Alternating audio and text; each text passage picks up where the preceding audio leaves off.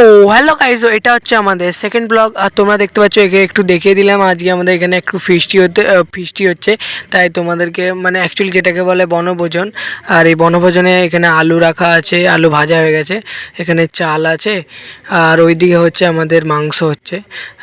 একটু খুলে দেখিয়ে দিলাম, মশলা টশলা দিয়ে এখন কষা হচ্ছে।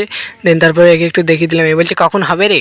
তারপরে তোমাদেরকে একটু মাংস কষাটা ভালো করে দেখিয়ে দিচ্ছি। আর ওইদিকে একটা গরু মুখ বাড়াচ্ছে, মুখ বাড়িয়ে বলছে এই আমাকে একটু দে। তারপরে চালু হয়ে গেল ঝড় বৃষ্টি। ওরে বাপরে, সে কি ঝড় বৃষ্টি! ফিস্টি করার সময় যেন সব কিছু উলট পালট হয়ে যাবে, ভাত মাংস সব যেন একাকার হয়ে যাবে। এই ডাবাটা ভর্তি গেছে, পুরো প্রচণ্ড বৃষ্টি হচ্ছে। তারপরে তোমাদের এই যে চালটা ফুটছে একটুখানি দেখিয়ে দিলাম।